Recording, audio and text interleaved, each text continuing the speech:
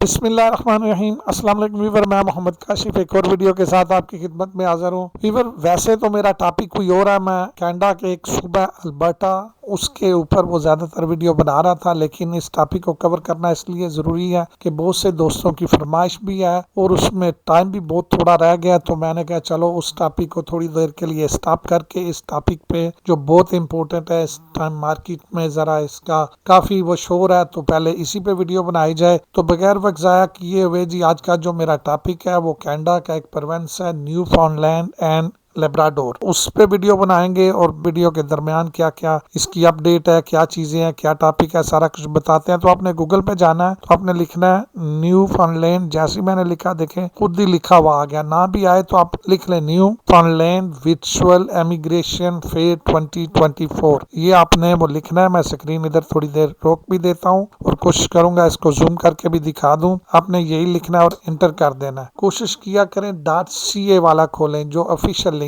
है।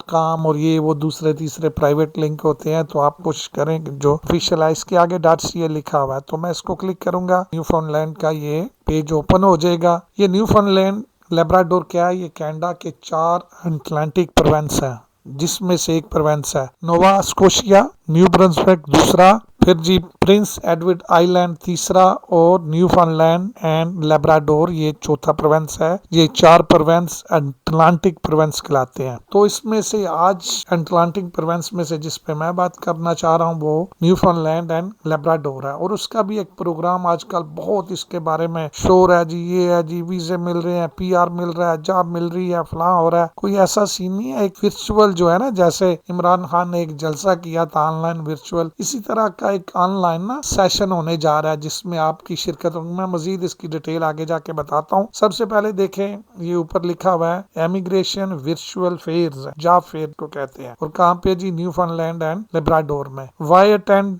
मतलब क्यों आप इसमें शामिल हो या क्यों इसको अटेंड करना चाहिए, तो ये यहाँ से भी क्लिक करके आप कर सकते हैं, नहीं तो नीचे से स्क्रॉल करेंगे तो ये इसकी थोड़ी सी डिटेल लिखी हुई है। Virtual immigration fair middle east और साउथ एशिया, ये सब के लिए नहीं है, सिर्फ वो मिडल ईस्ट वालों के लिए और साउथ एशिया। साउथ एशिया में पाकिस्तान भी आता है, ठीक है, ये मैं बता दूं। अब ये ना पूछना जी हाँ ये तो पाकिस्तान के, भाई साउथ एशिया में पाकिस्तान भी आता है, बांग्लादेश भी आता है, ये जितने हमारे ये कंट्री हैं ये सारी आती हैं। तो कब हो रहा है जी, ये देख लें, जनवरी 24 2024, मतलब 24 जनवरी 2024 को 6 PM पे हो रहा है कि आप इसको क्यों अटेंड करेंगे। कह रहा है जी आपकी डायरेक्ट एम्प्लॉयर के साथ जो हायरिंग कर रहे हैं आपकी फील्ड के, उनके साथ आप एक्सेस हो जाएगी, फिर वो एम्प्लॉयर के साथ वो नेटवर्क बन जाएगा। अपना आप जो रेज़्यूमे अपलोड करेंगे एम्प्लॉयर उसको देख सकता है। इस प्रोग्राम को अगर आप अटेंड करेंगे तो उधर इमिग्रेशन ऑफिसर से आप वो डायरेक्टली सवाल कर सकते हैं कि हम यहाँ पे कैसे इस सूबे में आ सकते हैं, कौन कौन से प्रोग्राम है, क्या क्या वो चाहिए, वो सारे आप इनसे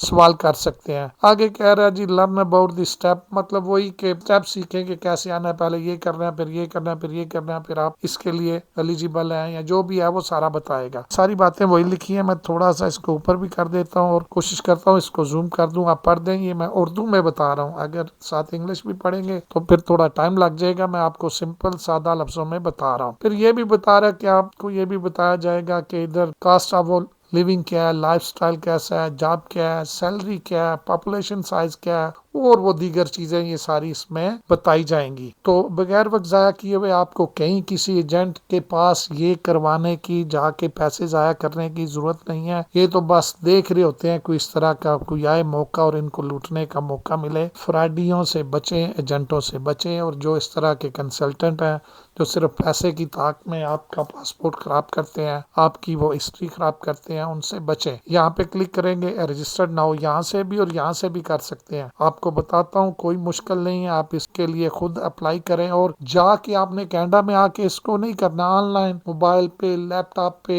कोई भी आईपैड है, टैबलेट है, जो भी है, वहां से आपको ईमेल आएगी, उसमें लिंक होगा, आप उसको वो क्लिक करेंगे और आप ज्वाइन हो जाएंगे। और आपको ज्वाइन करने के ये फायदे होंगे, कम से कम इन्फॉर्मेशन तो मिलेगी ना, पैसे तो जाया नहीं हो रहे। क्यों भाई इन फ्रॉडियों के थे चढ़ते हो। तो बगैर वक्त जाया किए हुए जी क्लिक करते हैं रजिस्टर्ड नाउ पे क्लिक किया। 4-5 चीजें हैं, ये मैंने क्लिक क्लिक किया तो ये एक फॉर्म सा खुल के आ गया, आपने इसको फिल करना है। इसमें कोई इतनी मुश्किल बात नहीं है। फर्स्ट नेम पूछ रहा है, मैं फर्स्ट नेम लिखूंगा। लास्ट नेम पूछ रहा है, लास्ट नेम लिखा। फिर ईमेल लिखना है, वो ईमेल दें जो एक्टिव हो। मैं पहले भी कहता हूँ जिससे आपको उस पे लिंक आए, ये नहीं कि ऐसा ईमेल दिया हो जिसका ना पासवर्ड आपको याद हो ना वो एक्टिव हो, तो ऐसी चीजें मत दें। फिर वो सिटीजनशिप लिखें, कौन सी कंट्री के या कहाँ के आप शहरी हैं। जहाँ का भी जो है, जो इंडिया का है, बांग्लादेश का है, जहाँ का भी है भाई अपना अपना लिखना है। मैं जिसके लिए अप्लाई कर रहा हूँ वो पाकिस्तान का है, मैंने पाकिस्तान लिखा। अच्छा, कुछ पाकिस्तानी है, कंट्री ऑफ रेजिडेंस कहाँ पे रह रहे हैं। इस टाइम फर्ज करें वो सऊदीया में जॉब कर रहे हैं तो वो सऊदीया से चाहते हैं अप्लाई कर दें, यहाँ यूएई में रह रहे हैं या कतर में, ओमान में, कहीं से भी किसी और अदर कंट्री में, जो कहीं और नहीं रह रहे, पाकिस्तान के ही शहरी हैं और पाकिस्तान में ही रह रहे हैं, वो तो पाकिस्तान, ये पाकिस्तान आ गया। अगर फर्ज करें वो है तो पाकिस्तानी शहरी लेकिन इस टाइम जॉब की घर से या पढ़ाई के घर से, किसी भी घर से यूएई में है या सऊदीया में है या किसी और कंट्री में, इंग्लैंड में, जहाँ पे भी है वो वहाँ का लिखेगा। समझ आ रही है नहीं मेरी बात? ये नहीं कि आपने वो रट्टा ही लगा लेना है। ये जैसे काफी सारे दोस्त सऊदी अरेबिया में है वो सऊदी अरेबिया लिख देंगे, जो वो दुबई में है जिसको यूएई कहते हैं या कतर कहते हैं, ये जो कोई कतर में है वो कतर लिख दे। जो कहीं पे भी नहीं है सिर्फ पाकिस्तान में ही है तो भाई पाकिस्तान लिख दे। पी क्लिक करूंगा तो पाकिस्तान आ जाएगा। जो ओमान में है जिसको मस्कत कहते हैं, जहाँ पे भी कोई है वो वहां का लिख दे। ये दो बातों का डिफरेंट। ऊपर आपने लिखा शहरी किस मुल्क के हैं, शहरी जी पाकिस्तान के हैं, बांग्लादेश के हैं, इंडिया के, फर्ज करें बांग्लादेश का है कोई तो वो बांग्लादेश में जॉब कर रहा है तो वो भाई नीचे भी बांग्लादेशी लिखे। अगर वो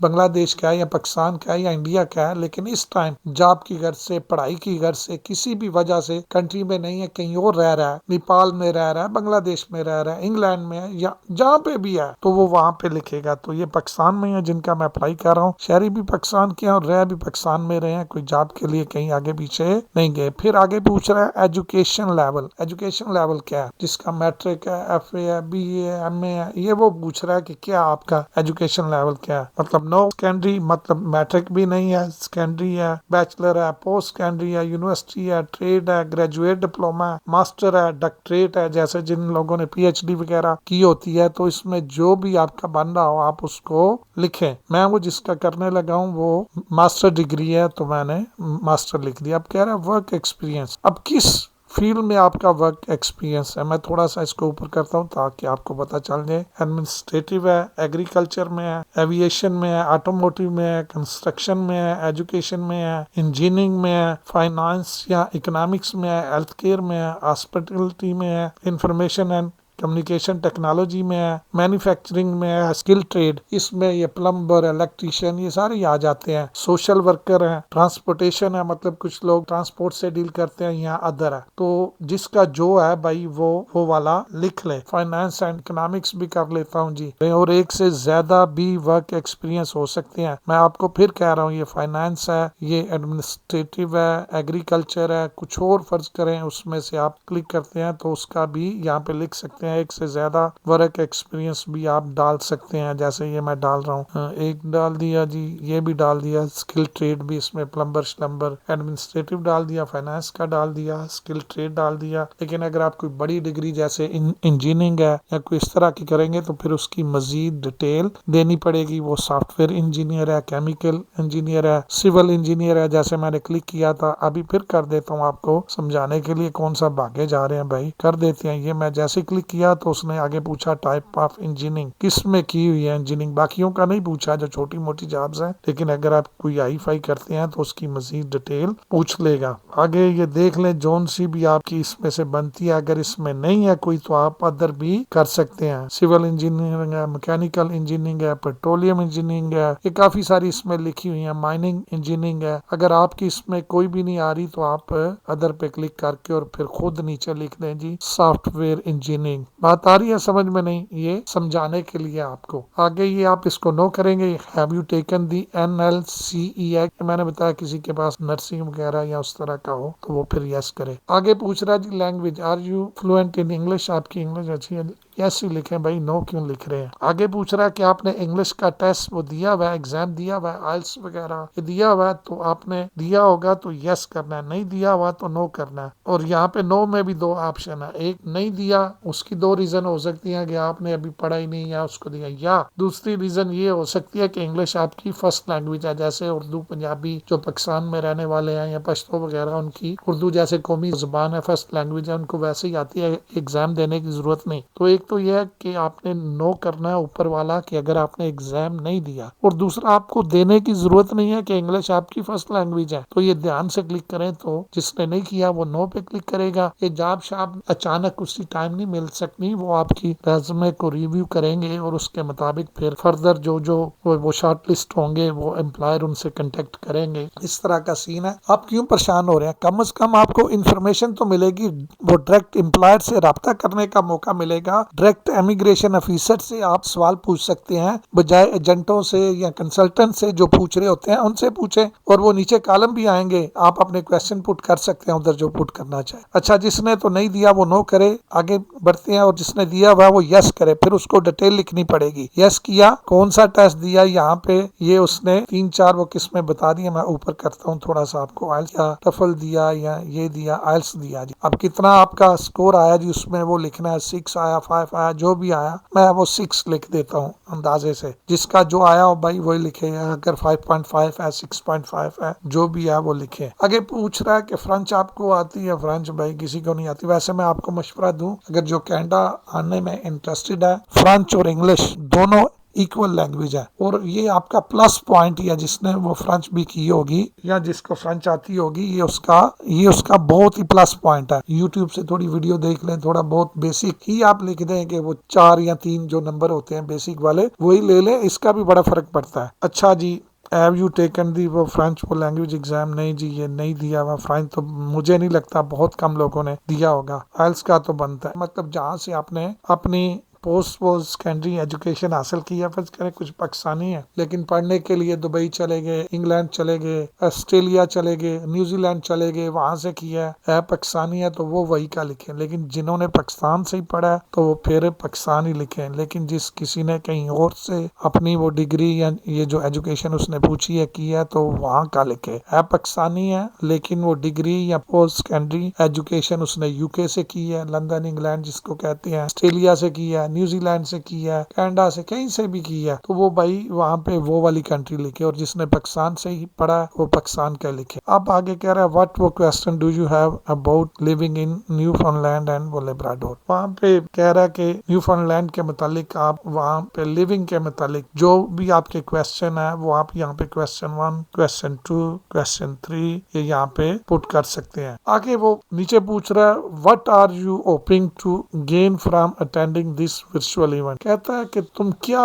उम्मीद कर रहे हो कि इसको अटेंड करके ये जो वर्चुअल इवेंट हो रहा है 24 जनवरी 2024 को, उसका क्या आपके आ रहा है? रिस्पांस 1 लिखें। एक तो ये है कि मुझे ये देखने का मौका मिलेगा, मुझे एम्प्लॉयर से रब्ता होगा, मेरा ये होगा, मेरा वो होगा, मेरे नॉलेज में इजाफा होगा, मुझे इमिग्रेशन का पता, जो भी आप वो समझ रहे हैं, जो जो आपका रिस्पांस हो सकता है ये नीचे उसने दिए हुए हैं। और ये ऑप्शनल है, ये जरूरी नहीं कि आप इनको फिल करें। कर लें तो बेटर है, नहीं भी करें तो कोई मसला नहीं। फिर वो नीचे पूछ रहा है कि तुमने इस इवेंट के बारे में कैसे ढूंढा या कैसे मालूम किया? सोशल मीडिया से, फ्रेंड और फैमिली मेंबर से, वर्ड ऑफ माउथ, किसी के मुंह से सुना या अदर? तो सोशल मीडिया लिखे। सोशल मीडिया से ज्यादातर लोगों को पता चलता है। आगे ये नीचे मैं थोड़ा सा इसको ऊपर करके आपको नोट पढ़ा देता हूँ। Note, while it is not a requirement to upload your resume, मतलब ये रिक्वायरमेंट नहीं है। We do recommend that you upload a recent and detailed resume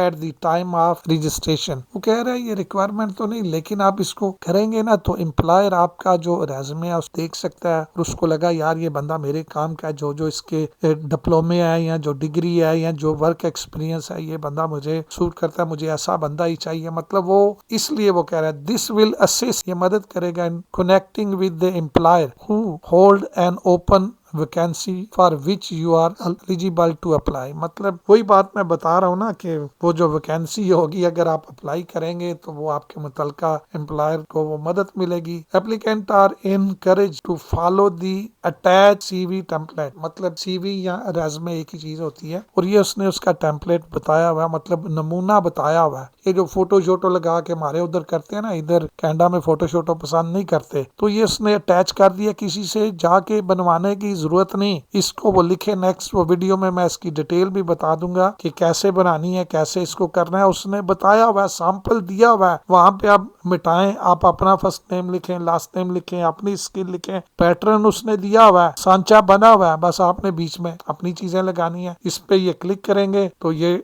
download होगी है मेरी, ये देखें यहाँ पे अच्छी स्पीड है, फौरन डाउनलोड होगी और वर्ड में है, वर्ड फाइल में है। ये बड़ी अच्छी बात है, आप इसको वर्ड वाली को एडिट कर सकते हैं। ये खुल रही है जी, वर्ड की फाइल डाउनलोड तो फौरन होगी थी। यहाँ पे कुछ फिर लोग कहते हैं जी एडिट नहीं हो रही है, यहाँ पे इनेबल करना है आपने एडिटिंग, तो ये हो जाएगी। ये भी बड़े लोग पूछ रहे थे, मेरे से हो नहीं रहे। ये उन्होंने उसका सैंपल बताया हुआ, हेलो दिस फॉर्मेट, ये बता रहा है कि वो रिकमेंड करेंगे, खुद ही बता दिया कि कैसा वो रेज़्यूमे होना चाहिए, नेम एंड कांटेक्ट इन्फॉर्मेशन और सारा कुछ लिखा है। नीचे सैंपल दिया होगा, मैं नीचे चलता हूँ, ये देखे ना, first name and family name. ये मैं इंशाल्लाह ना अगली वीडियो में आपको बता दूंगा, आप इसको डाउनलोड कर दें और कमेंट्स में जाके बताएं अगर आपको समझ नहीं आती। नीचे उसने वो डिटेल भी बताई हुई है, फिर भी आपको समझ नहीं आती तो मैं इसको भी नेक्स्ट वीडियो में बता दूंगा। ये वाली वीडियो काफी वो लंबी होगी है। लास्ट पे फिर कहता हूँ कि आपने यहाँ से जब आपका वो बन जाए, सीवी बन जाए, रेज़्यूमे बन जाए, चूज फाइल करना है, जहाँ पे भी पड़ी हो वहां से उसको क्लिक करके यहाँ पे अपलोड कर लेना है और नीचे लिखना है आई एम नॉट रिपोर्ट, यहाँ पे क्लिक करके और क्या करना है, सबमिट कर देना है। अब आपकी रजिस्ट्रेशन होगी है। अब आपने वेट करना है उनकी ईमेल आने का। उनकी ईमेल आएगी, कोई जूम शूम कोई सॉफ्टवेयर डाउनलोड करने की जरूरत नहीं है। इसके मुतालिक मैं और भी एक दो वीडियो इसकी डिटेल में बना दूंगा कि जितने भी क्वेश्चन है मैं कोशिश करूंगा जो आपके माइंड में है उसके मुतालिक एक दो और वीडियो बना दूं कि इसके लिए आपको जूम चाहिए होगा, फलां चीज चाहिए होगी, क्या चाहिए होगा, क्या नहीं चाहिए होगा, रेज़्यूमे कैसे अपडेट करना है, कोई मसला नहीं। अभी भी 24 में काफी दिन है, ये 5 मिनट का काम है भाई। रेज़्यूमे आराम से बनाएं, जो मैं आपको मशवरा देने लगा हूँ। जल्दी मत करें कि आज ही हो भाई, आज ना हो कल हो जाए, 24 में भी दिन है। आराम से अच्छे तरीके से सोच के अपना वर्क एक्सपीरियंस वगैरह सही अपनी डिटेल अमल से, बजाय जल्दी में गलती करने का कोई फायदा नहीं। आराम से बनाएं, किसी एजेंट के पास मत जाएं, किसी के पास जाने की जरूरत नहीं, पैसे जाया करने की जरूरत नहीं। घर बैठे आप खुद रेज़्यूमे का सैंपल भी उसने बता दिया जो मैंने आपको दिखा दिया। और ये वीडियो काफी लंबी हो रही है, इंशाल्लाह नेक्स्ट वीडियो में अगर आप कमेंट्स में जाके बताएंगे कि रेज़्यूमे को भी बनाना सिखा दें। वैसे उन्होंने सैंपल पूरा दिया हुआ है, आप उसमें जाके अपनी चीजें ऐड कर लें। फिर भी अगर आपको समझ ना आई तो मुझे कमेंट्स करें, मैं नेक्स्ट वीडियो में आपको उसका रेज़्यूमे बनाना या सीवी बनाना भी इसकी बता दूंगा। कोई ऐसी बात नहीं। और आपके जो दूसरे क्वेश्चन भी आपके ज़हन में आ रहे हैं, ये कैसे होगा, किस तरह होगा, क्या होगा, ये सारी चीजें भी आपको इनकी वेबसाइट से ही बता दूंगा। उम्मीद करता हूँ कि आज की वीडियो में जितना भी आपको बताया आपको समझ आ गई होगी कि अकाउंट को कैसे रजिस्टर्ड करना है आपने अपनी डिटेल को। तो नेक्स्ट वीडियो तक मिलते हैं, दुआओं में याद रखिएगा। अस्सलाम वालेकुम, अल्लाह हाफिज।